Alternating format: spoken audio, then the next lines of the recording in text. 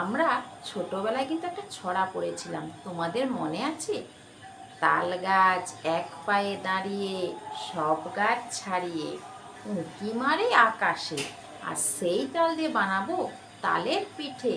তোমরা ভিডিওটি দেখতে থাকো। দেখো বন্ধুরা, আমি এখানে বানাচ্ছি তালের বড়া। খুব সহজ পদ্ধতিতে গ্রাম বাংলার প্রাচীন ঐতিহ্যের। তোমাদের কেমন লাগলো অবশ্যই কিন্তু কমেন্ট করতে ভুলো না। চলো পুরো ভিডিওটি দেখতে থাকো, কেমন করছি, কি দিচ্ছি, কি লাগছে না। চলো দেখো বন্ধুরা, আমি এখানে দুটো তাল নিয়েছি। এই তালটাকে ভালো করে ছাড়িয়ে নিচ্ছি। প্রথম উপরের খোসাটায় কীরকম কাদো লেগে আছে দেখো। তাল যেহেতু মাটিতে পড়ে তার জন্য কাদো লেগে থাকে, আর তার জন্য তালটাকে প্রথমে ভালো করে ধুয়ে নিতে হবে। না হলে পিঠেটা তখন একটা মুখে একটা রগ রগ ভাব লাগবে, ভালোও লাগবে না খেতে। তার জন্য আগে ভালো করে ধুয়ে নিতে হবে। এখন দেখো আমার ধোয়া হয়ে গেছে। এইভাবে ছাড়িয়ে নিতে হবে। তালের খোসাটা ভালোভাবে ছাড়িয়ে নেওয়ার পর তালটাকে মাড় বের করতে হবে। যার জন্য আগে খোসাটা ভালো করে ছাড়িয়ে নিয়ে তালের ভিতর থেকে এই কোষগুলো বের করতে হবে। যার জন্য আমি এখানে প্রথম তালের খোসাগুলোকে ছাড়িয়ে নিচ্ছি।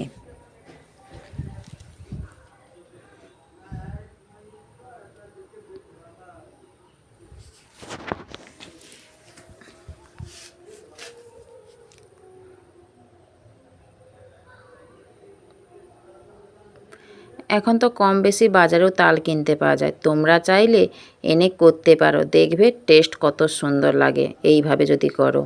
এখানে দেখো আমি সমস্ত কোষগুলো বের করে নিয়েছি। এবার নিচে একটা জামবাটি রেখে তার উপর প্লাস্টিকের ঢাকা দিয়ে মাড়টা বের করে নিচ্ছি।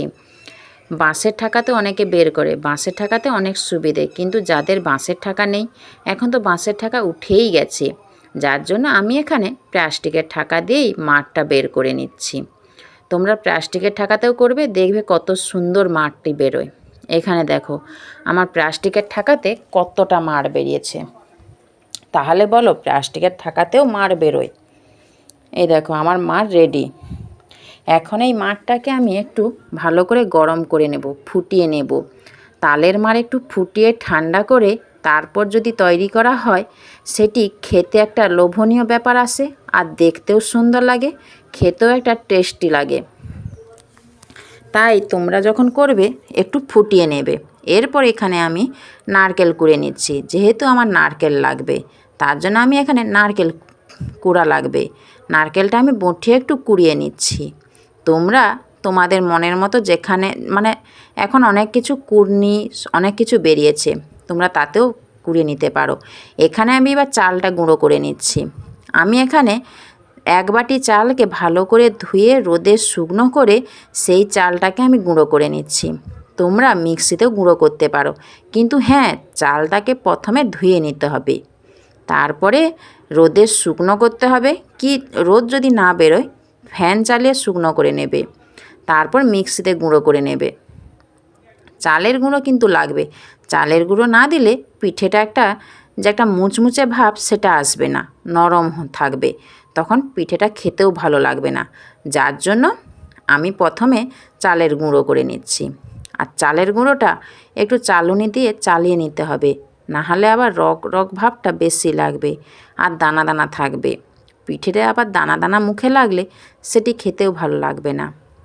যার জন্য আমি এখানে চালটাকে চেলে নিলাম। এবার দেখো যেই দানাগুলো ছিল সেগুলোকে আমি আবার শিলে একটু ঘষে আবার তার গুঁড়ি বের করব। আবার চালুনি দিয়ে ডাস্ট দেখবে বেরোবে, যার জন্য সেটা ফিকবো কেন, এভাবে আমি শিলপুঁতোতে একটু গুঁড়ো করে নিচ্ছি। আবার কিছুটা বেরোবে, যার জন্য আমরা ফেলে দিই না, আমরা আবার সেটা দিয়ে আবার একটু ঘষে নিলেই আবার গুঁড়ো বেরোয়। আমার এক বাটি চাল গুঁড়ি লাগবে, যার জন্য এখানে আমি চালটা একটু ভালো করে চেলে এরকম গুঁড়ো করে নিলাম। এই দেখো আমার রেডি চাল গুঁড়ি। এরপর তোমাদেরকে দেখাই কি লাগছে। আমি এখানে নিয়েছি 250 গ্রাম ময়দা, এক বাটি নারকেল কোড়া, দুটো এলাচকে ছেঁচে নিয়েছি, আর নিয়েছি 25 গ্রাম মৌরি, আর নিয়েছি এক বাটি চিনি। চিনিটা তোমরা তোমাদের পরিমাণ মতো দেবে। আর নিয়েছি তালের মাড়। এবার সমস্তগুলো একসঙ্গে মিশিয়ে নিতে হবে, ভালো করে মাখিয়ে নিতে হবে, না হলে আবার কিছুটা কম কিছুটা বেশি এরকম থাকবে, তখন আবার খেতে ভালো লাগবে না। যার জন্য প্রথমে নিয়েছি তালের মাড়, তারপর নিয়ে নিলাম চাল গুঁড়ি, তারপর নিয়ে নিচ্ছি ময়দা, এখন দিয়ে দেব নারকেল কোড়া, এরপর দিয়ে দিলাম মৌরি, এখন দিয়ে দিলাম সেই এলাচকে একটু থেতো করে নিয়েছি, সেই এলাচটা দিয়ে দিলাম, এখন দিয়ে দিলাম চিনি। এবার ভালো করে মেখে নিতে হবে। অনেকে কিন্তু খাবার সোঁটা দেয়, তোমরা ভুলেও কিন্তু খাবার সোঁটা দিতে যেও না। খাবার সোঁটা দিলে তখন আবার মানে দানা মানে অন্যরকমভাবে হয়ে যাবে, যার জন্য খাবার সোঁটাকে অ্যাভয়েড করবে পিঠেতে। এরপর এগুলোকে আমি ভালো করে এখন মেখে নিচ্ছি, উপর থেকে নিচ, নিচ থেকে উপর ভালো করে মেখে নিতে হবে।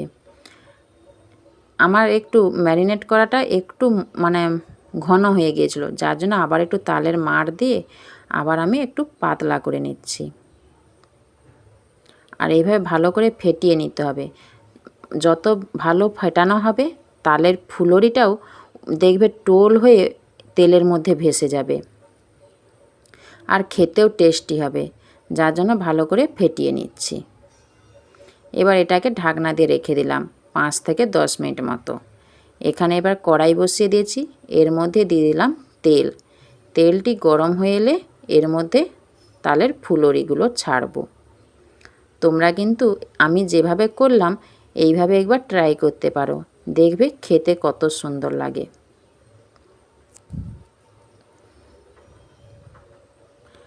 আর আমার এই ভিডিওটি কেমন লাগছে, রান্নার রেসিপিটি, তোমরা কিন্তু কমেন্ট করতে ভুলো না। কমেন্ট করে জানাবে কেমন হয়েছে। আর যদি ভিডিওটি ভালো লাগে অবশ্যই কিন্তু সাবস্ক্রাইব করে পাশে থাকা বেল আইকনটি প্রেস করে রাখবে। এরপর তোমরা কি কি রান্নার ভিডিও দেখতে চাও অবশ্যই কিন্তু কমেন্ট করে জানাবে। আর আমি যেভাবে বানালাম ওই রকম তোমরা বাড়িতে ট্রাই করবে, খুব কম সময়ে কম উপকরণেই বানাতে পারবে। আর দেখতেও লোভনীয় লাগবে, খেতেও কিন্তু খুব টেস্টি হবে, যেহেতু এখন এটা তালের সিজন, বর্ষাকাল এলেই তো তালের সিজন। তোমরা এভাবে একবার বাড়িতে ট্রাই করবে। আর আমার এটি কেমন লাগলো অবশ্যই কিন্তু কমেন্ট করতে ভুলবে না, কমেন্ট করে জানাবে। আর হ্যাঁ, কমেন্ট করে সাবস্ক্রাইব করে পাশে থাকা বেল আইকনটি প্রেস করে রাখবে। এরপর তোমরা কি কি রান্নার ভিডিও দেখতে চাও অবশ্যই কিন্তু কমেন্ট করবে।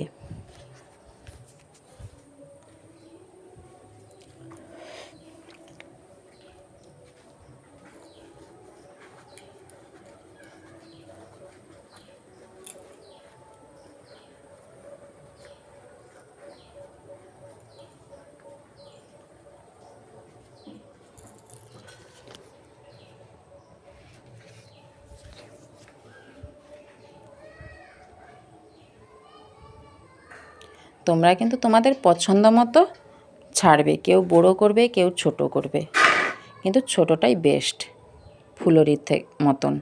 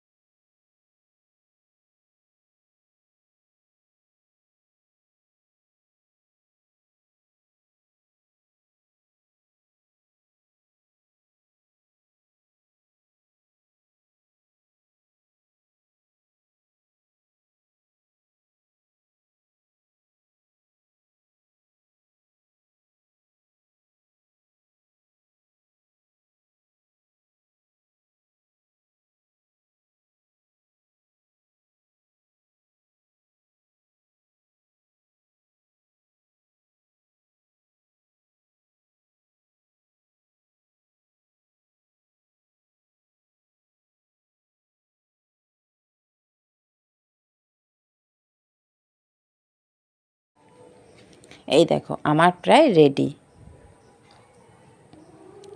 দেখছো কতগুলো হয়েছে। এবার তোমরা কমেন্ট করে বলো দেখতে তোমাদের কেমন লাগছে। খেতে ইচ্ছে করছে কি? তাহলে চলে এসো।